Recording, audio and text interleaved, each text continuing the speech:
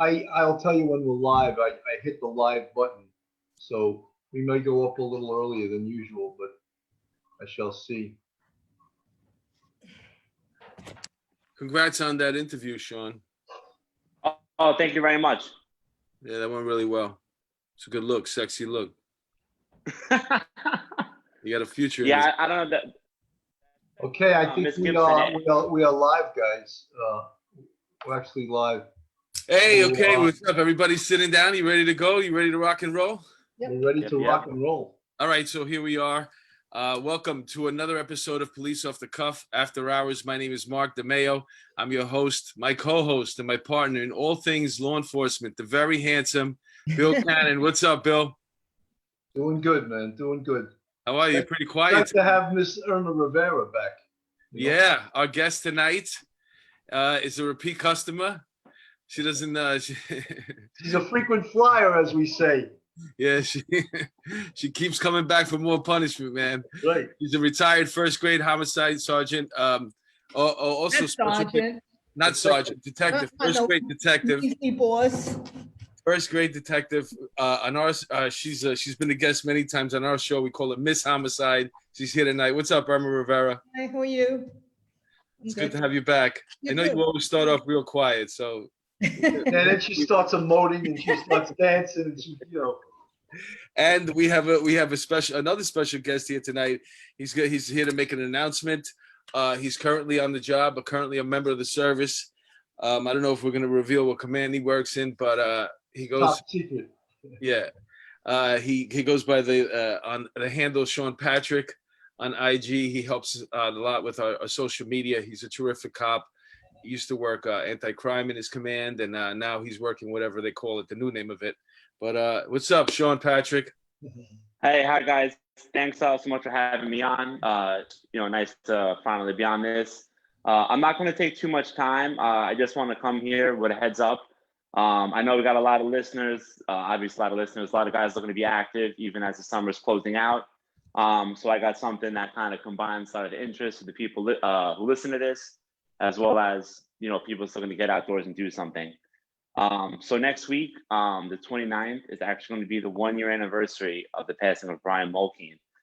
I'm sure a lot of people listening to this know the Brian Mulkin story and who he was, but just going to give a quick bio on who he was and explain what it is we got going on this weekend.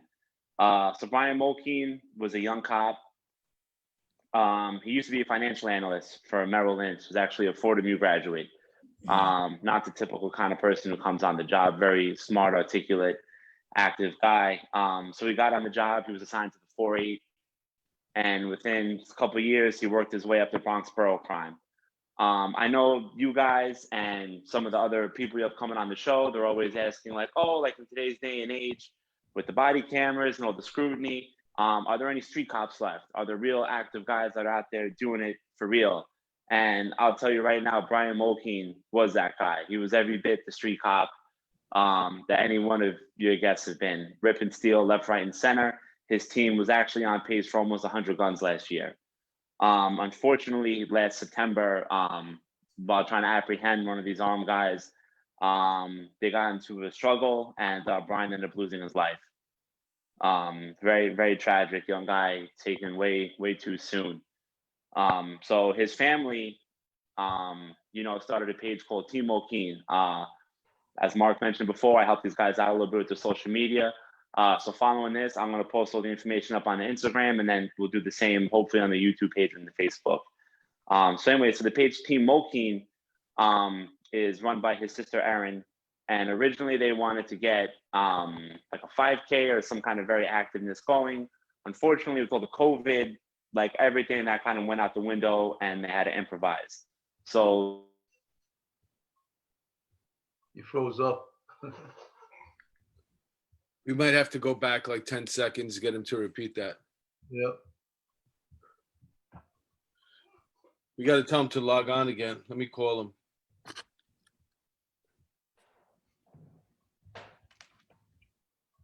He's a good kid, this kid, man. Yeah, he's a great kid. You see how young Sean is, and at one time we were actually that young when we came on the job. I actually came on the job late. I was 28. But Irma, you were 20. I'm still that young. Yeah, I'm not gonna you're keep still all 28. cards. But you were 20 when you came on the I was job, 20, right? yeah. Wow. That's you realize how young that is, I was right? so naive also. It's I gotta tell him to sign back on because something went. Hello? Did I? Am I back on? Yep. Now you are. Yeah. Hello? Okay. Great. You froze up. That's one of the What problems.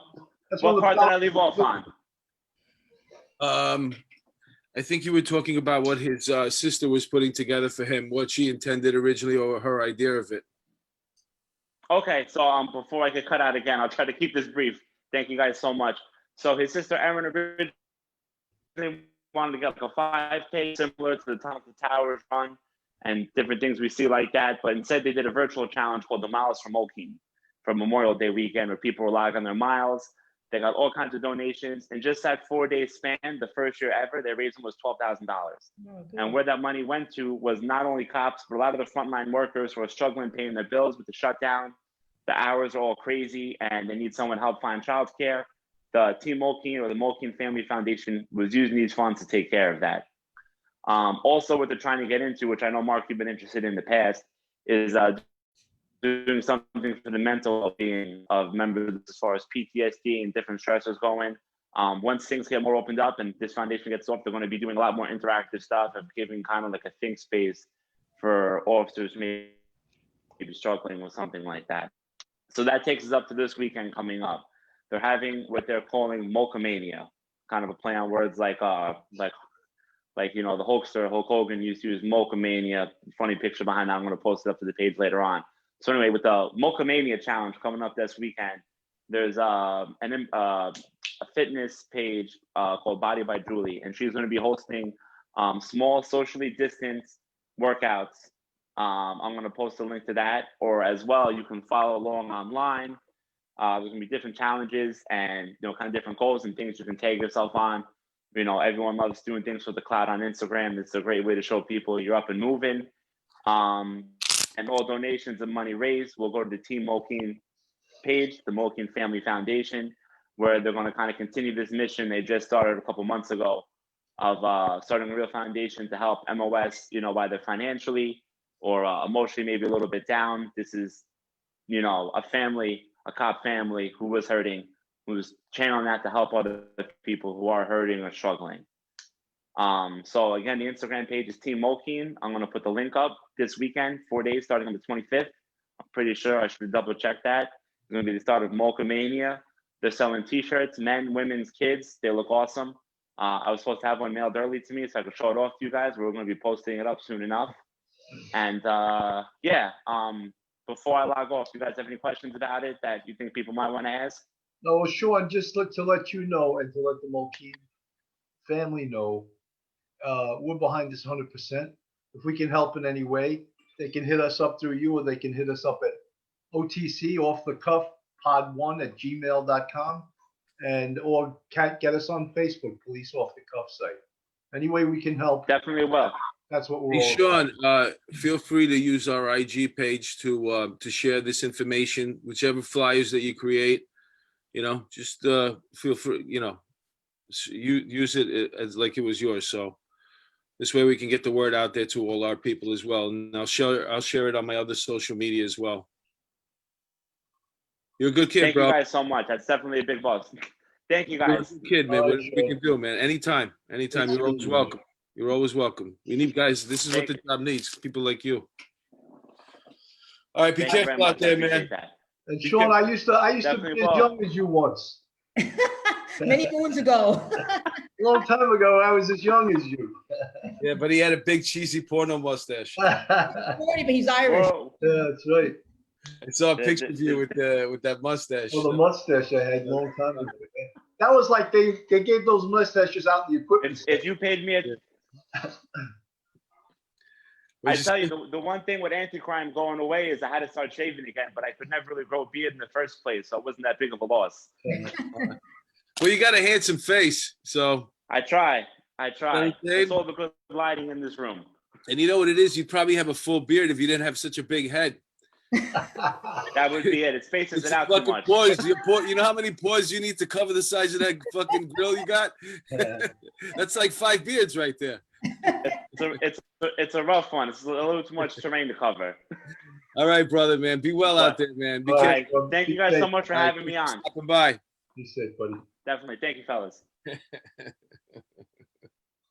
So what's up, man? You know, Irma Irma has some in the fans, Mark. Already people are saying, oh, thank God you have Irma back. Really? She's got fans out there. Irma, you look good. You look really good. I just had a birthday. Uh-huh. You had a birthday?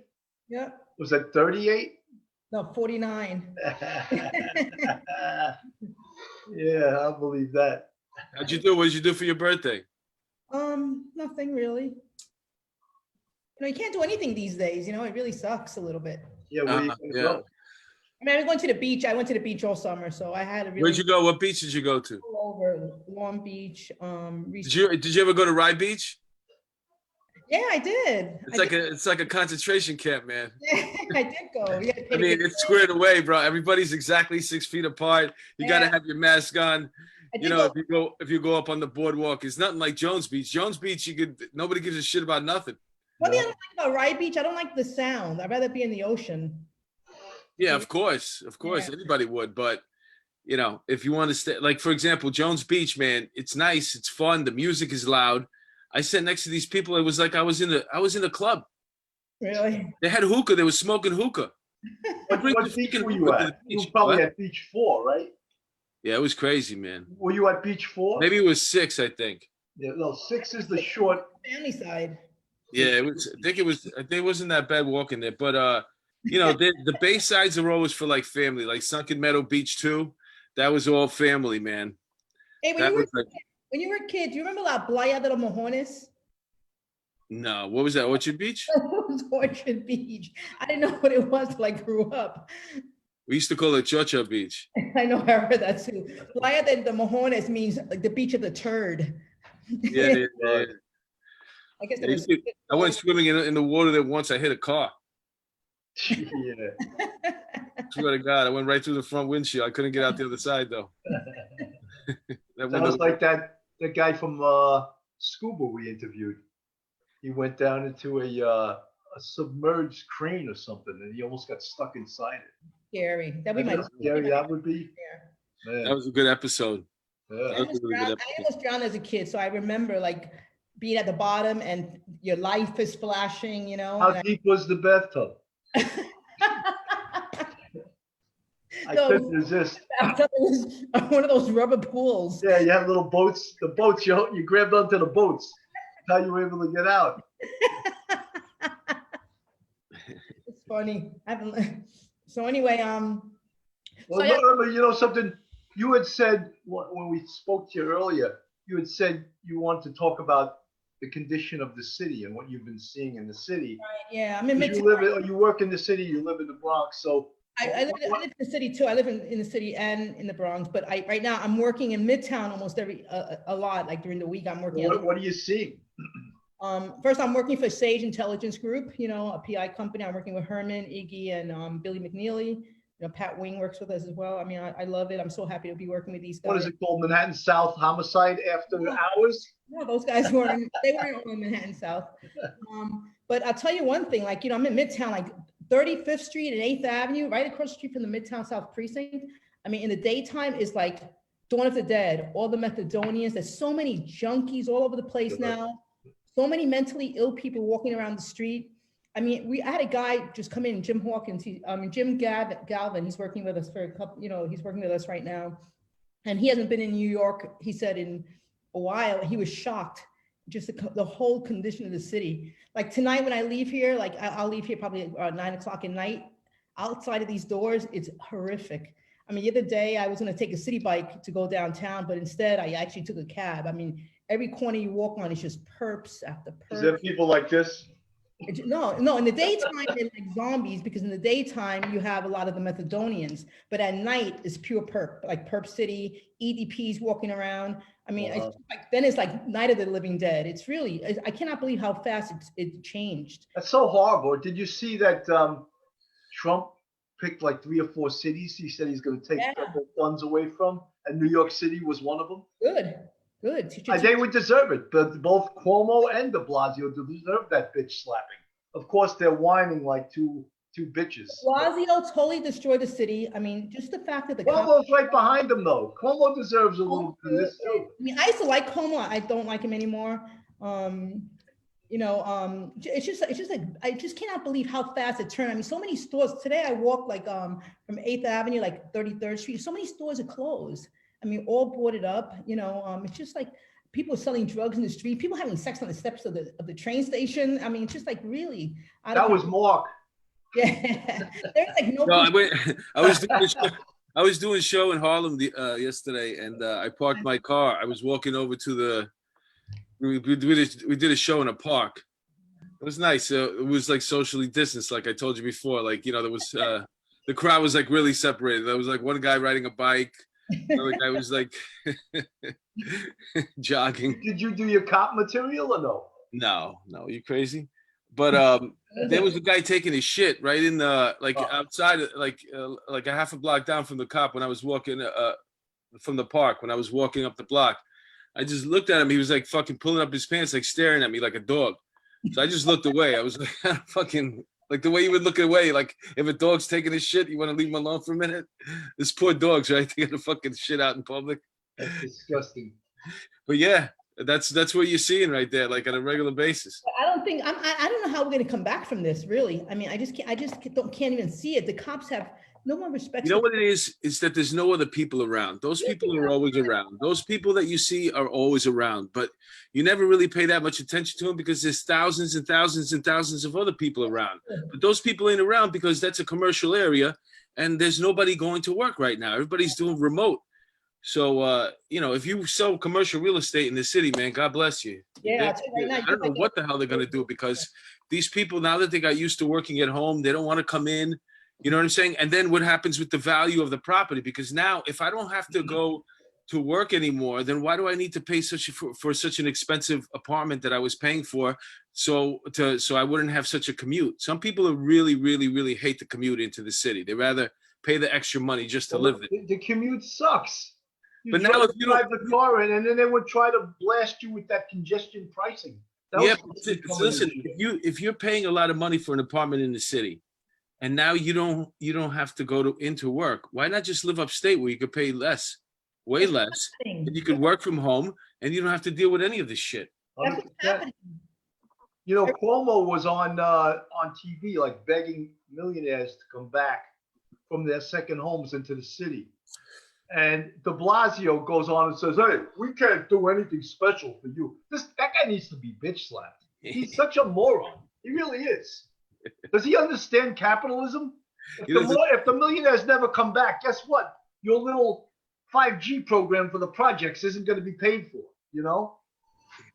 Billy McNeely and I we went to an apartment in Harlem the other day in some building, and I'll tell you the owner of the building told us about 100 people moved out of that building. That was on 120 La 121 Lexington Avenue. That's where I was. Really? Yeah. Okay. That's right. Yeah, I was there. That big tall building there on the south. I was around the corner there. On the west side of the street. Yeah, that building. He said about 100 people moved out. Wow. Yeah, Stuyvesant town is basically empty. That neighborhood was really thriving too, man. That's a neighborhood that you had a lot of. It was thriving. All those neighborhoods was thriving, and there were, people are fucking abandoning in droves, and it's a shame. Yeah. Shame. Freaking shame. They're not working. It's true. Like, I mean, if we can still work out at home as long as you get your work done. I mean, it's just, what do you need an office building for?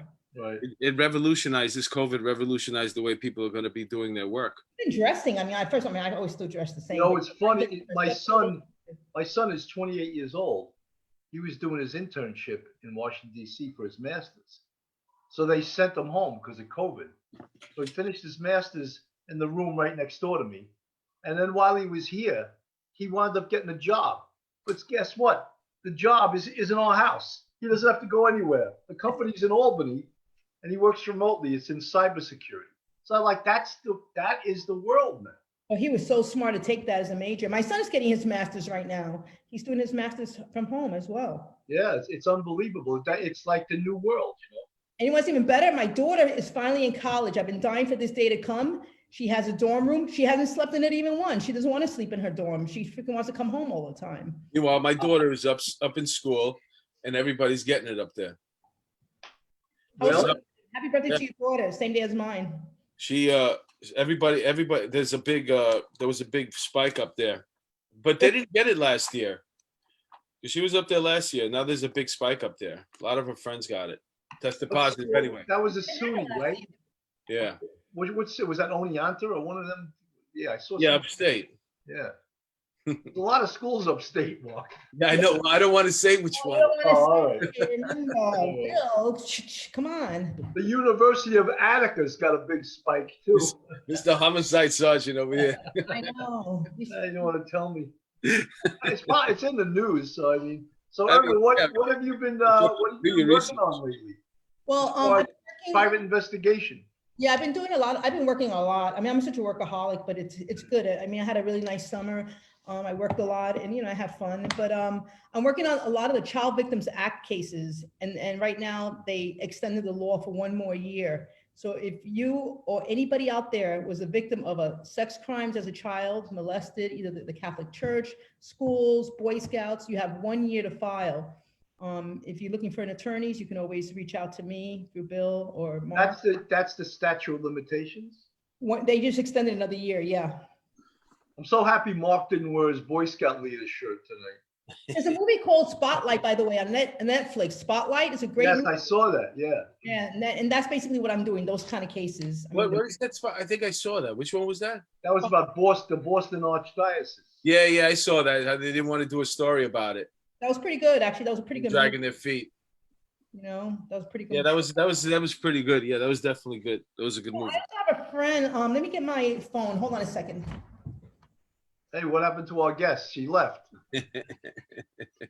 She gets paid big bucks to be on this show. No. No, I also have a friend who did a pretty good movie. He filmed a pretty good movie regarding the president of the Philippines. I'll tell you the name of the movie. Hold on. I just forgot the name of it. It's called 1,000 Cuts. And it's regarding the journalist Maria Ressa. It's pretty good. You should watch it, especially you, Mark. You might like it. 1,000 Cuts. What's it about? Sundance Festival. It's about oh my God, the president of the Philippines.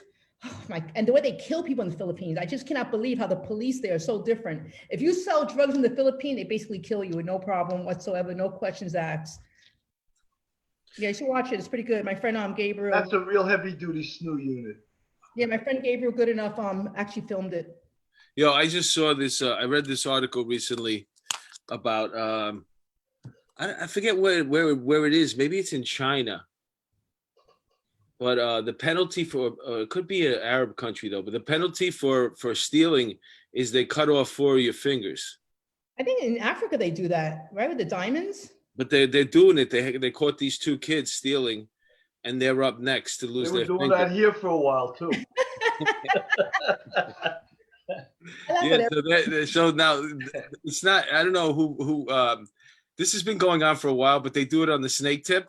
That's the way they punish their people there. But now all of a sudden, there's a fight to save these boys' fingers. By the way, Mark, nice haircut. Thank you so much, Irma. That's the Your hair best looks nice too. ever. Mark, you color your hair? No, he No. doesn't. I got the sides all gray. You wouldn't admit it if he did, I don't think. No, I have done it before, but I haven't done it lately. Yeah. I don't I color did my it a hair. couple times. How about you, Bill? Yeah, I look like I color my hair. You need to color your hair, Nat. Dye it white? I have gray hair. My grays are coming in. I like gray hair. I think it's cool. Yeah, but you know what? Well, your hair looks great, Irma. But I was going to give a compliment to Bill. I think your white hair suits you, Bill. I think it's very. I think it's perfect. I think you're. It's like a priest. Definitely, you got the look for. Yeah. You put a collar on. Yeah, I could be a priest. You're right. Yeah. Mark wears Boy Scout leader shirt. I was going like, Well, Bill. So I thought you were working a lot of human trafficking cases. No, I also work with, I have two jobs. I also work for a foster care agency with, that's like my own private investigation contract. And what I do with them is, like I said before, any parents who don't visit their children, we look for them. But then we also do a lot of the missing, foster kids that run away. And right now, almost everybody ran away from their foster homes because nobody's looking for them really, with COVID. But a lot of the girls are being trafficked, the feds are getting involved, ACS runaway unit gets involved with that, but there's a lot of human trafficking going on, especially like I said before, with the gangs, the blood. It's not dangerous though. Like what happens if you go and you're looking for a girl and she's being trafficked? Like, what do you do after that? I did it once and I learned my lesson. I don't even look for them anymore. There's no reason to really, there's nothing I can do. I mean, we notified the FBI once before and we actually got the girls in Pennsylvania, they were being trafficked. I'm 15 years old. I mean, they just right off the street. A lot of how do they recruit these girls? Huh? How do they recruit the girls? Like just for the parents out there, what to avoid? First of all, no, some of the group homes, like up in Westchester, you have one girl who maybe turns the other girls out. So she gets paid, say, $200 to bring her friend to this guy. The guy like an Epstein thing, right? Yeah, exactly same way, exactly.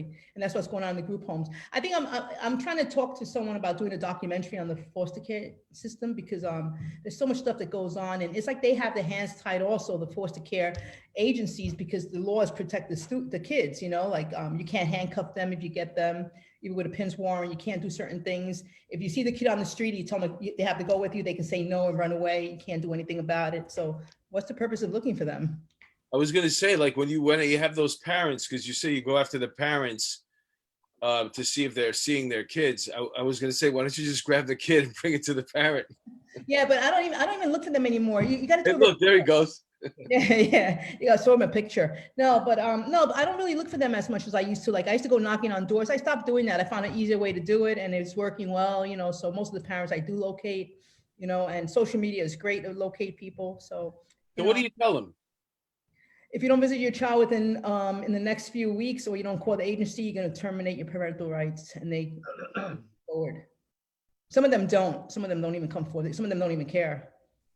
What, they're so hooked on drugs and stuff that they can't even focus, right? Yeah, the drugs. But a kid also. And some of them just don't want the kids. No, but remember, a kid that's a PINS is a big problem. The girls, 15 years old. Well, explain to our audience what a PINS is. It's a person in need of supervision. They're less than 16? Yeah. I think it's hard to get those PIN petitions these days. Yeah. It's just everything. They throw that whole thing on the police department. And if you got to get a kid that's a PINS, it takes about, 12 hours to get the kid lodged and all of that stuff, It's amazing how many things the police department is responsible for handling. PINS, EDPs.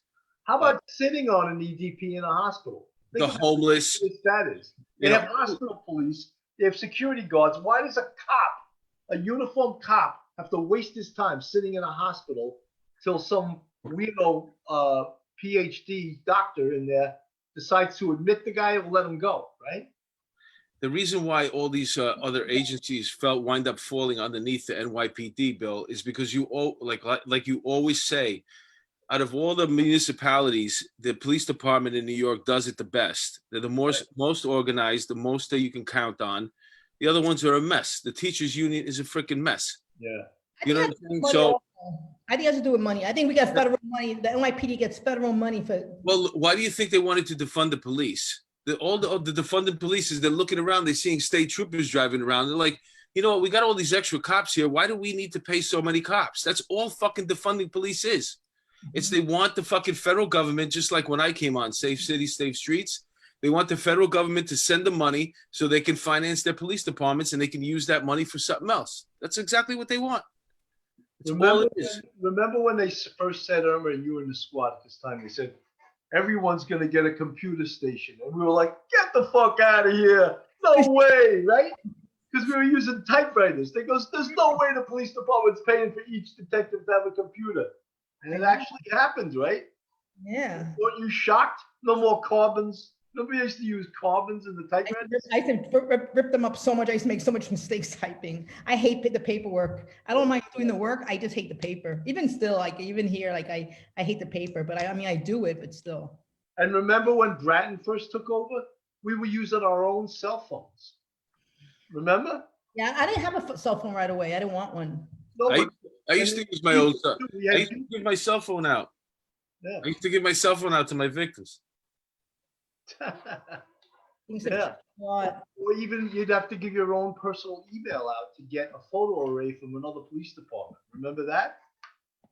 Yeah. Well, and mine used to go into Mark DeMayo. Yeah. Because that was the only, I only had the one email address back then. And now what they have these phones, these department phones that have all the databases. Yeah, what is the deal with the thing that they have now? Like they get their jobs, they're not using the radio anymore. Well, the jobs probably come right over the phone. So yeah, so there's no reason to like really listen to the radio, right? They have those. No, but I don't know. It's been almost 9 years since I've been out. Like your job, like you get your job through, I think, the phone. Yeah, but you also have to. You might be doing. I wonder if they do the whole 61 on the phone. Yeah, I wonder. That's. Or they no, they have. While you're there, you probably. iPads. I think they have iPads in the cars too, so you can actually do your paperwork in the car. Uh-huh. You know how so many guys they just spend the whole tour in the damn station house. I got to do paperwork. I got to drop this off. Now you don't have to do any of that, right? Well, but what you do is you got to do it sometime. You know what I'm saying? I mean, like if you want to complete it right after the job, that eats up a lot of time before getting to your next job. If it's busy, I mean, who does the paper? The reason why you do it later is because you got to go to another job. Right. Yeah, that's true. You know what I'm saying?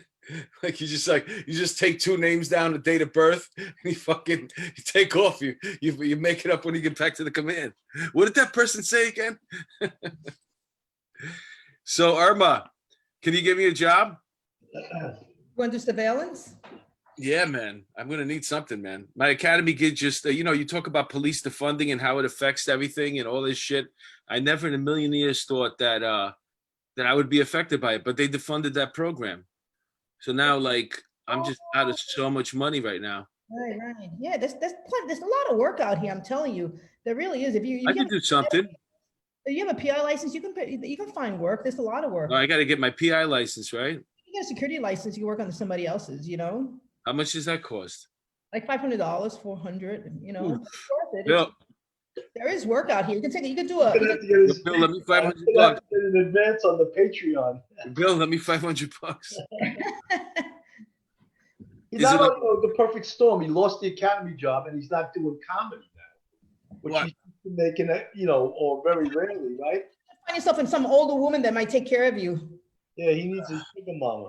I created this whole thing, like, it was almost like bulletproof, all these different ways to generate income. You know what I'm saying? And I even had a class I was going to teach, a comedy class, plus the podcast.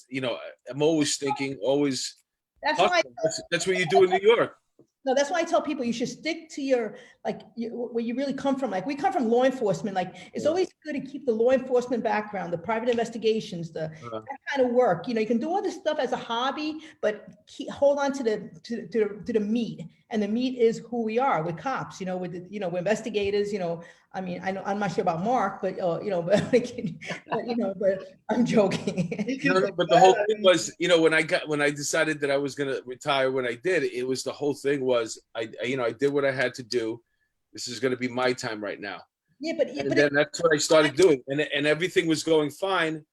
And then I got divorced, so I had to find another source of income. So I took this little gig in a building, and I did my stand-up, I did my TV, and that's the way I was making the money, and I was doing fine. And now it's all taken away from me.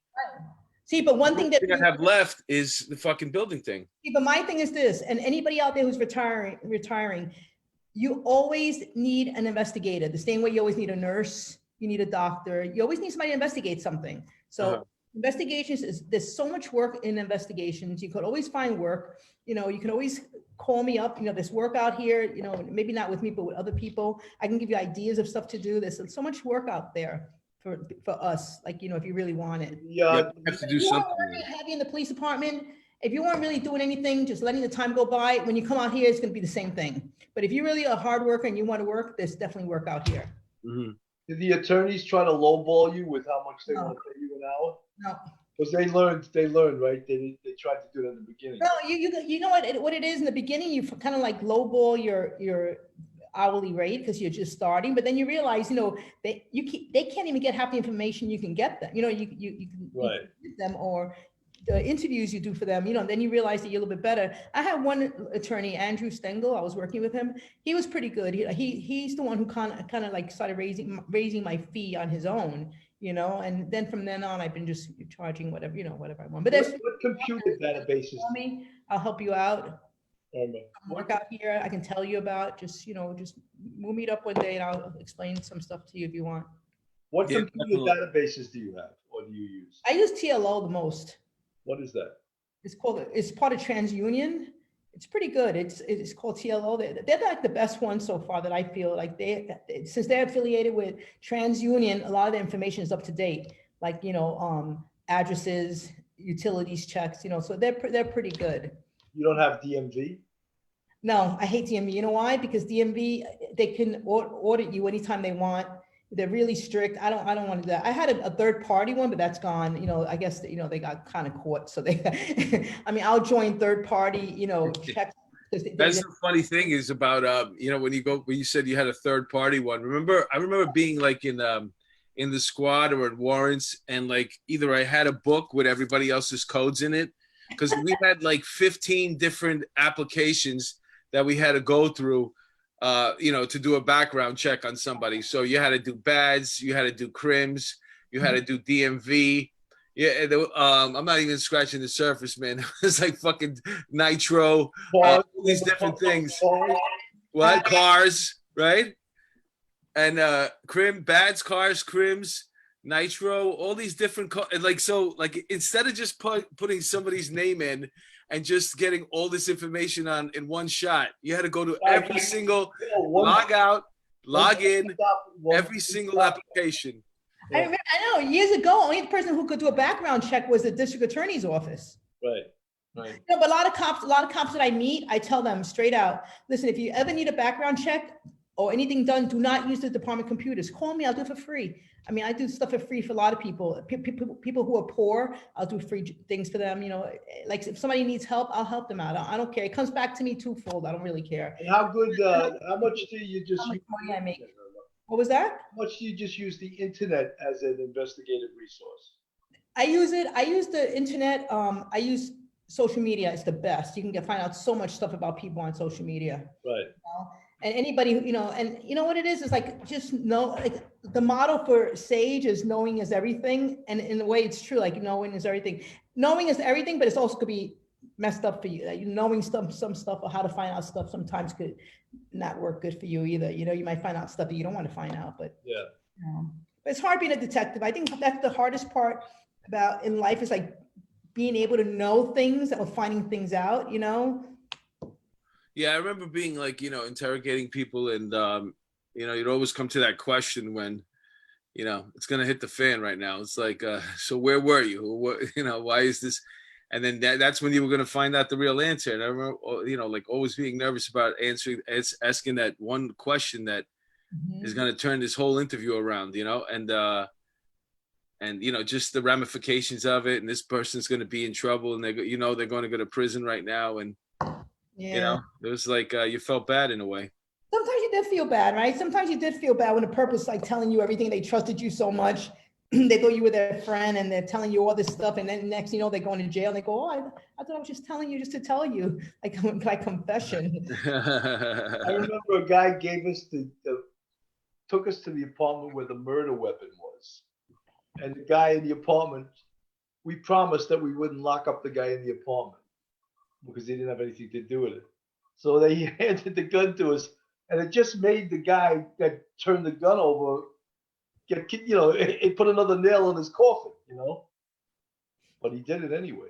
He gave us the. See, cases like that, I always hated those cases, even though, of course, you do what you have to do as to get information. But one thing I hated was like, here's the guy who just got busted for narcotics, and now he's going to give up the kilo, and he's going to set the guy up, and you see him walking and set him up, and you're going, this poor guy is so stupid. I would never tell, like I would never tell. And then what is his life worth after that? Yeah, he's like a dead man walking, that's like, I always thought that. I used to feel sorry for them. Like they're so desperate to get out, they'll rat somebody out. And then. Remember that White Castle in the 2-3 precinct? I forget. Yeah, it's still there on 103rd. They had a huge drug crew. It was the only White Castle in the city that wasn't making money. Because the Really? drug crew took over the White Castle, Really? running drugs out of there, 24/7, because I think White Castles are open 24/7. I don't like my castle. They had a big case, and the whole crew, they took them down. And I remember these guys from Manhattan North, George Tormill, Brian Hunt, some of these guys took that case down. Really? And the real guy who thought he was hot shit, they just told him, they go, this case is going federal. You're looking at 60 to life. And you had to see him, man. He was just like. Well, what's interesting that you bring that up is that I read an article. I was watching this little thing, a couple of seconds of it about Florida and the governor there. And then also Texas as well. What they decided to do was they're going to create new bills where if you attack a police officer doing a protest, it's like a hate crime, and a riot, federally charged, and all this thing. And then also, if you see in Lancaster, they posted $1 million bail on the people that they arrested from their protest who were rioting. And you see all this reform that's happening around the country right now. At the same time, you're also seeing people that are getting arrested, for stuff that they did like 2 or 3 months ago. Oregon has deputized their police officers. So now they're sheriffs and they work federally. So they don't have to use the DAs, these anarchist DAs, and they can prosecute them federally. So if you see around the country this wave of things changing, it's going to change the way people protest. I mean, you're going to see What it is? It's because the local prosecutors aren't doing shit. And the mayor's saying, give it a soft touch. And the governor of New York State is saying, I side with the protesters. So thank God for the feds, right? There was millions and millions and billions of dollars of damage done throughout the country. And who's going to pay for all this shit? And who's responsible for it? Well, and then the media says only 7% of the protesters were violent. I find that it doesn't matter. All you need is 1%. 1% of the protesters could do damage that's unheard of. That you could never come back from, which is what's happening. Yeah. But there are a lot of people getting arrested every single day, and I'm going to tell you something right now. If Trump winds up becoming president again, all those people that are arrested and they have lawyers that are being funded by these different groups, those they're just being temporarily funded. If you got a federal case right now and you're going to do 10 years and Trump wins the election, the fuck am I going to keep paying for it? And we don't have to start this shit up again for another 4 years. There's going to be a huge break. We're going to regroup, reconnect, and make another go at it. They do it all the time. My father was a radical in the 70s. And now look at it took 30 years for them to get this fucking steam going, this roll going, the same exact shit that was going on back then. And if Trump becomes president again, there's going to be a heat afterwards. But then you're going to go into it's 4 more years. You're not going to have the endurance to keep. They're not going to pay for these people's lawyers. They're going to be stuck. Well, do you remember the girl early on in the demonstrations in New York City? She was from the Catskills, and she threw a Molotov cocktail inside. Yeah. She's getting like 20 to life. I know. She's this smiling little idiot who's like 22 or 23 years old. Enjoy, federal prison for 20 years. And listen, there's a lot of people that you see coming up now, and or like within the last 5 or 10 years, and they're coming up for being released from prison, parole, whatever. And then you see these stories. Oh, so and so was a radical from back then. They were involved in police bombing, this, that, and the other. These are the people that you're going to see now.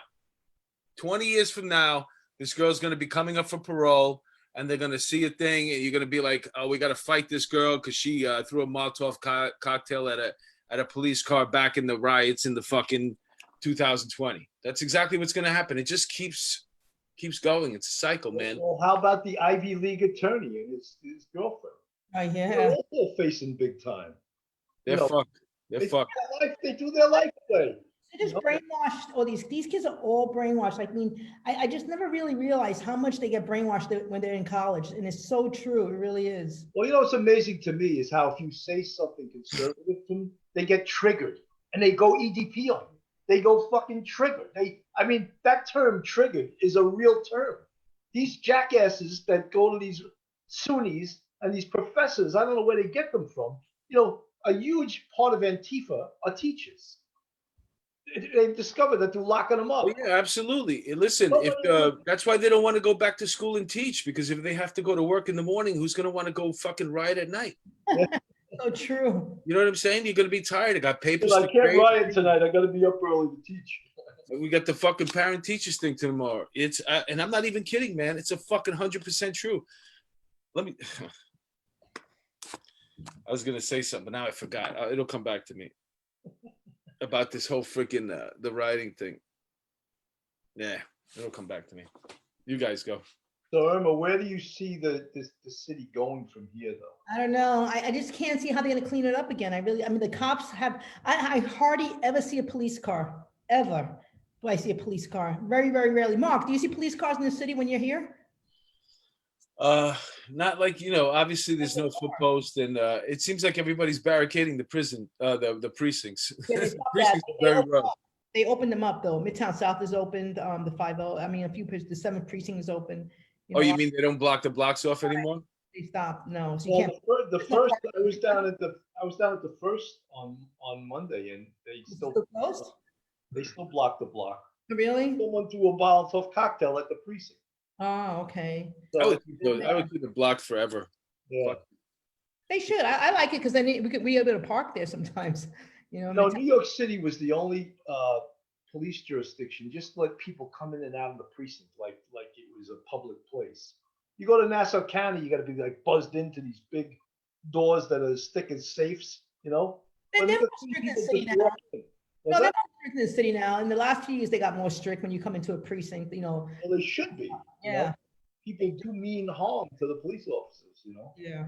Yeah. Hey, listen. Well, the easiest way to do that is throw a uniform on. Nobody questions a person in a uniform either. So if you walk into a precinct, I always say that, you walk into a precinct, just put on any name and they'll let you in. I mean, I'm surprised that hasn't happened. So if Mark wore his Boy Scout leader uniform, he could get right in. So it gets dark out really early now, especially out here. When I come out here, when I leave this office now, I'm on 35th Street. I tell you, there's so many bums. The place is so dirty. The other night I came out, there was some guy, he had every garbage bag from the whole block laid out on the street.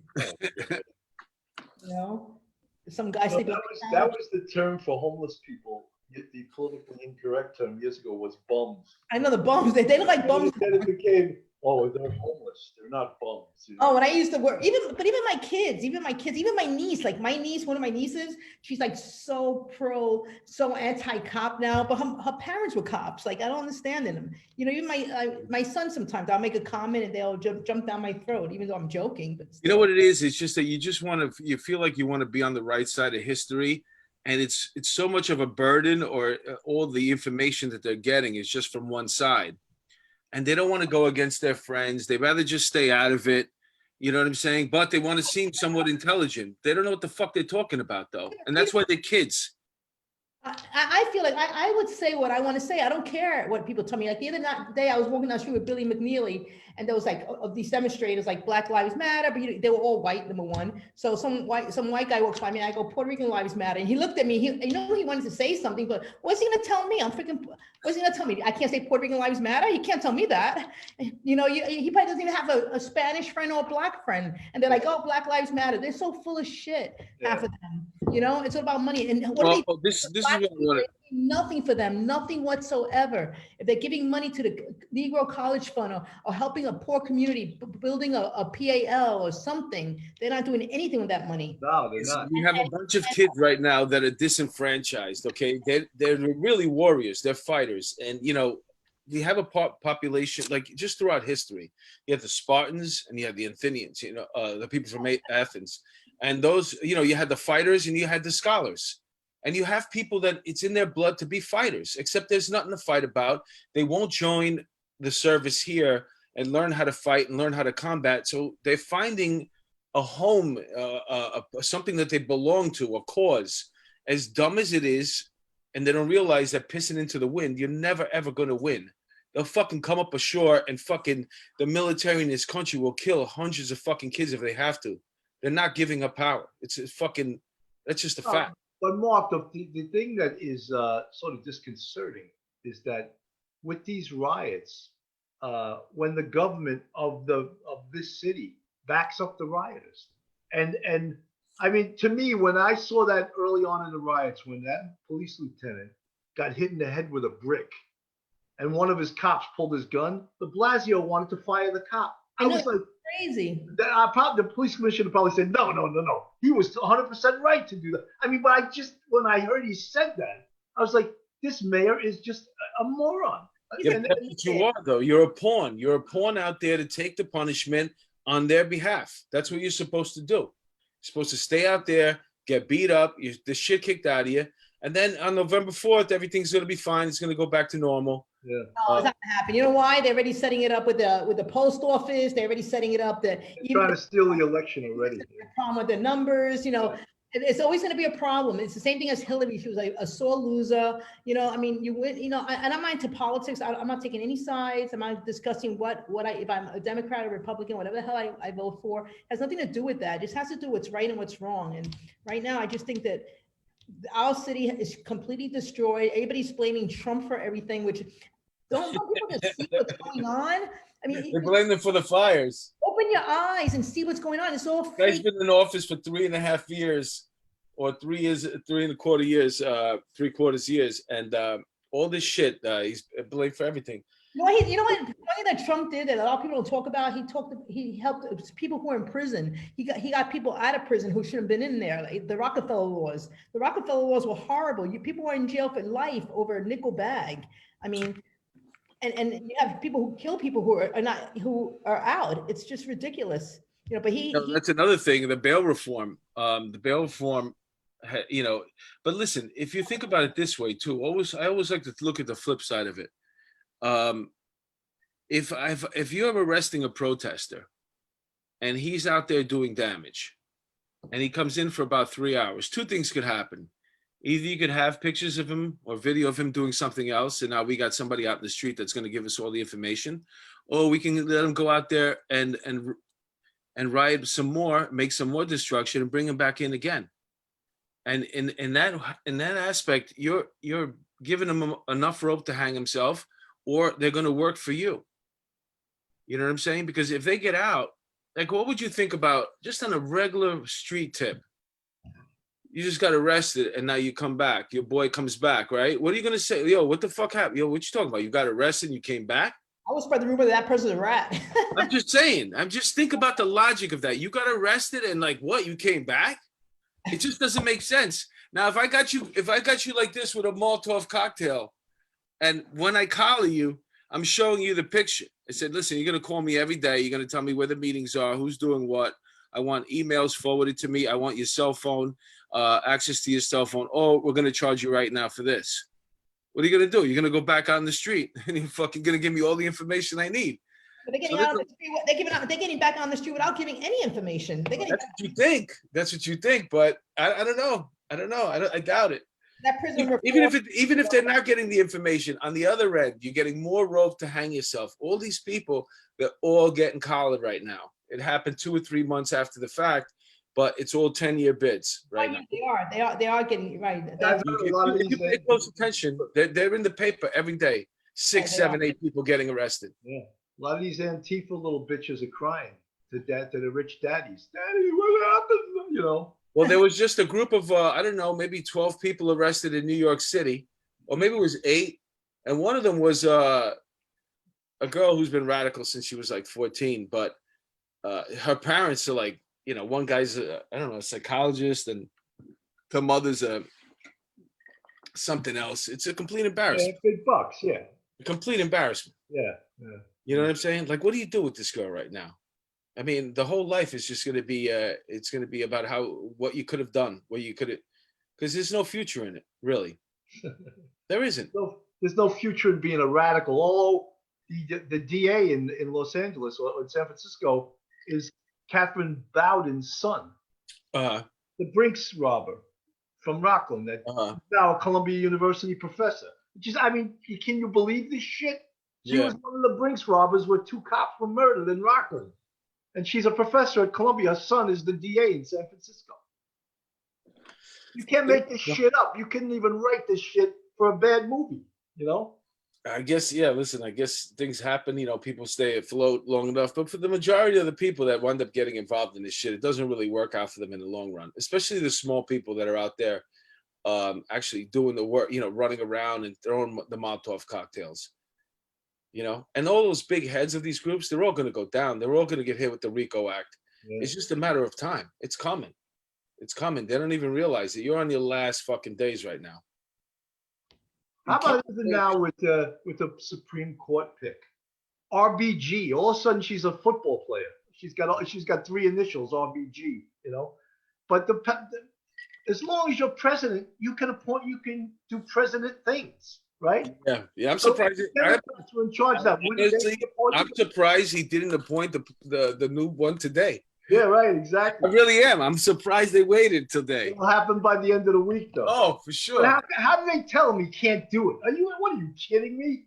It's what's fair. If you ever watched The Apprentice, if you made it to The Apprentice and you were like, and you had this opportunity on The Apprentice, and you didn't take it, he would have scolded you. Like, you had a golden opportunity. You could have seized the whole game right there, and you dropped the ball. Why didn't you? Like, this is like Taylor 1 made for. There's no way he's not going to do it. He's definitely doing it. He doesn't give a shit. Well, of course he's doing it. But I love seeing. The Democrats are going to try to. They're going to try to fill the Senate anyway, or break the Senate anyway, and they're going to try to filibuster anyway, whether they get the seat or not. So why not just do it? The Democrats wanted to get rid of the filibuster. That's what I'm saying. They're going to break it. Yeah. They're going to get rid of it. And they feel like they're going to take over the Senate anyway. So once they have that power, they want to like put in, like, double up on the amount of Supreme Court people that get in. Yeah, but didn't they know she was dying anyway? Didn't they know? Yeah, she knew she's been dying for 9 years. I'm telling you, they probably had her on life support for 2 months. It just couldn't do it anymore. No, she had cancer for 9 years. I'm just saying, she was probably on life support for 2 months. Yeah. And, you know, when my father died, I was sitting there talking to him for like 20 minutes. I didn't realize he was dead because he was on this machine that was breathing for him, and his chest was going up and down. And I was looking at the thing, and it was just like flatlined, but I didn't think anything of it. I'm like, he's probably sedated right now. And then the lady came in, and she goes, "Are you okay?" And I'm like, "Yeah." She goes, "All right. I guess it's time, you know." And I was like, "All right." And then I just asked later on, I was like, "Oh, so he's dead?" And like, "Yeah, he's been dead for a little while. We just gave you a moment." Did you do a comedy bit on that? You probably no. I'm telling you the truth for the first time. I never right now. Come on. I never talked about that. That's what I keep saying. Like, she was 80-something years old. Like, what do they expect her to live forever? Like, come on. Well, her goal was to live until November 3rd. Yeah, until Trump got elected again. Horseshit. It's amazing when people start whining. It's not fair. Like, I don't care about anything anymore. It's just, I just want to work. Let's not talk fair. You know what's fair? Are you kidding me? If the Democrats were in power, if they had the Senate and the White House, they would do the same thing. Yeah, of course. They already gave an example of Kavanaugh. You know what I'm saying? What they would rake somebody through. So now these two nominees, the people that are in the front running, are both women, female judges. So, all right, so they're going to nominate one of them, and that girl better get that woman better get ready, because they're going to fucking go through every single thing to try and destroy her. Even though all the feminist groups, instead of backing her, Oh, they'll go against it because she's. oh no, you have no idea, man. It's so fake, isn't it? It's just so fake. It's going to start happening tomorrow. Watch, you'll see. Yeah, I don't even know about it. I'm telling you. I hate to be in that lady's shoes, but she's going to overcome it. There's nothing you can do, man. You know what's amazing to me? They just took down Teddy Roosevelt's statue, but they want to put an RBG statue in Brooklyn. Are you kidding me? They're ripping down statues, but now they want to, because it's theirs, they want to put a new one up, you know? Yeah, what was wrong with Teddy Roosevelt, man? I That guy don't know. was a fucking American, bro. That guy was an outdoorsman. He was like the way he hit his horse in the ass. I don't think. Yeah, he was an outdoors man. I saw that in the museum. Yeah. It's about the demasculation of this country, man. Anybody who is like a macho guy, you know, they want to take him down. They hate that fucking that machismo, the man in power. They want all of that done. You know what I'm saying? They want that's the whole move right there. Half of it, anyway. Whether you're metrosexual these days. That's metrosexual. I love that term. No, there's no, any type of masculinity is frowned upon right now. Please, eyebrows and stuff. I'm telling you, a guy like me, I don't stand a chance in the future, man. I'm too macho. Macho man. Remember that song? I want to be a macho man. So isn't like we have to have a party soon? Are we still socially distancing? It sucks. I'm so sick of it. I know. You know, I can't wait till the movie theaters open up. It's been 6 months already, right? I miss the movies. That's one thing I really miss. You got to watch it in your house now. You got to be in Netflix. I don't watch TV at home like that. No? Nah, it's not the same. So how many hours a day you put in over there? Here, me? Yeah. It depends. You know, I don't work every day. You know, What do you do with all the money though? You go I work 2 days a week, maybe, or 3 2 days. days? And then I work the other stuff, you know, I bounce around. The good thing is I can take my computer anywhere I want. I can do work wherever I'm at. So, you know, I go to Pennsylvania, see my friends, you know. What do you do with all this money? I'm gonna be running away pretty soon. Yeah. No, but I mean, once we can start taking vacations again, Yeah. we could do like a police off the cuff on the road. I'm gonna be able to do hopefully travel around a little bit. Yeah, you could produce police off the cuff on the road. We could go to Puerto Rico. Yeah. Cops over there. Yeah, why Put her not? on the comedy show too. We should do that. We should go to like Puerto Rico and film the cops there. I have a relative that's a cop in Puerto Rico. They kick ass in Puerto Rico, right? Oh my God. Years ago, I watched them. I couldn't believe it. I was a cop already in 1985, maybe. And I remember being in Puerto Rico and watching the cops beat the crap out of people. I was like shocked. I couldn't believe it. You know what didn't make a lot of news? On the show Cops, the most brutal cops I've ever seen is Russian cops. Oh. They beat the shit out of you before they even know what you did, you know? Listen, Like they didn't do anything. listen, when you see 1,000 Cuts, when you see that documentary, you're going to see the Philippines. Unbelievable what they're like. Look, Mark, make sure you watch that. did you see that? I think it was like last week. Biden's campaign said that they were going to, if he becomes president, he's going to give Puerto Rico a lot of money, whatever. Oh. And then that within 2 days, Trump gave $13 billion to Puerto Rico. Within 2 days, didn't take more than that. Yeah, I'm pretty sure Biden knew that was coming anyway. Maybe he forced the hand.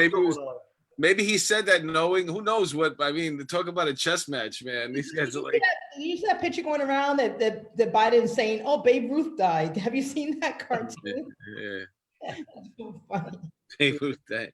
Yeah, there's a lot of them. God bless the internet, man. It's an amazing. You know what's funny is that Obama wouldn't endorse him at all till it was clear that he was going to be the nominee. He wanted nothing to do with endorsing him. Remember when they had about 20 different Democratic candidates? Yeah, well, he goes, give him enough time, he's gonna fucking fuck it up. That's what he said. Anywho, we're about the hour right now. What do you got cooking, Irma? You got anything you want to plug? Retired Detectives Association. Make sure everybody joins the Retired Detectives. You know, New York. What is that all about? They have meetings every month. They're having an outing, I believe, a golf outing. I believe it's on Thursday. I'll let you know more about that as the time goes on.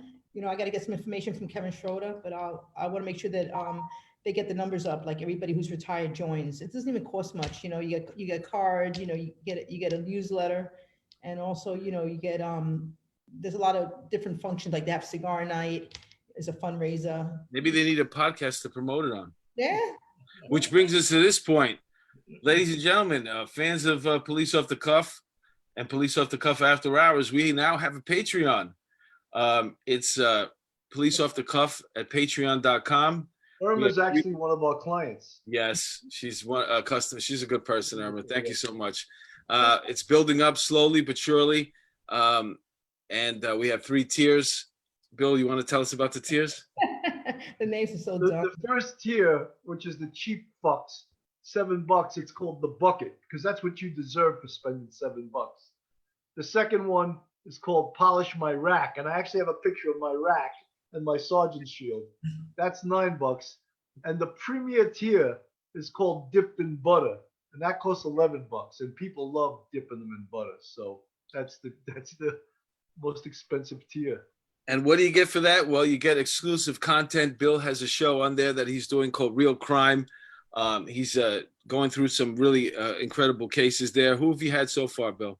I've had Michael O'Keefe, Sandy Rubino. Sandy.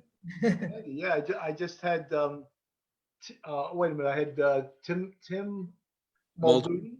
He retired actually in 1999, but I love Timmy Muldoon. yeah, he had a crazy case up in the 3-4 with a body that was just, cut to pieces. Hey, guess what? That was my friend's friend. He tell you that? My friend's I called him up and I said, listen, my friend's friend is missing. That's the case. The guy. That was your friend. Wow. That was crazy. Mary Chang. That was her friend. She was going for a PhD. Is he? I got to get in touch with him. Yeah. And also Phil Grimaldi, a Brooklyn guy. Yeah, I remember that name. So he was on the show The Perfect Murder with me. We were co-stars. Oh. And he had a great case from the 6-0 squad from also back in the day. I think it was 1991. But so far I've done 4 cases, and this Thursday actually I'm doing Mike Heinrichs, superstar detective, over 200 medals, 2 combat crosses, 2 medals of valor. He's the only guy in NYPD history to have 2 combat crosses and 2 medals of valor. Anyway, he was also a great investigator with Brooklyn South Homicide, and he's going to be on this Thursday. This Thursday night on Police Off the Cuff After Hours, we have internationally known psychologist Dr. Stephen Washko, who works a lot with the NYPD. He's trying to help out and start a program to reduce police suicides. And one of the most important things now, I mean, think of being a cop now, how it weighs on you mentally. And then you got problems at home, you got financial problems, put all of that stuff together. And, the mental health of our cops is very important. Anyways, Dr. Stephen Washko is one of the superstars in that field, and he's going to be on Police Off the Cuff After Hours this Thursday at 7 o'clock. Is he part of Papa? He used to be. He's not any longer. He asked me not to mention Papa, because there's there's always some friction going on between organizations, and he was involved in that years ago. But he actually was one of the people that is trying to design this program that the department does mental health care for cops without having the stigma attached to it. That's not gonna happen. Well, Stigma's always attached with a cop because you have a gun. Yeah, well, we always we can hope, and we can't just give up. You got to keep trying things. Yeah. Right? I also have a show. It's called Mark DeMeo One-on-One. I got a special guest I'm going to be interviewing this week. I can't wait to drop it. Let's not forget, Sean was in tonight earlier. He's a great cop. He's doing something for Brian McQueen, who passed in the line of duty. And he's going to put up information on where you can find out about all the events going on with the Team McQueen. And that's going to be on our Instagram. So make sure that you check out our Instagram. Please give a look And if if you want, please, man, we'd really appreciate. We're trying to build up something here. If you could subscribe to our Patreon, we'd really, really appreciate you. You'd be my best friend for life. And one other thing, all the 9/11 people, we never forgot you, never forgotten 9/11 victims, all the cops and firemen, all the people who died that day, our prayers are with you and your families. Absolutely. Right. I just want to mention one thing.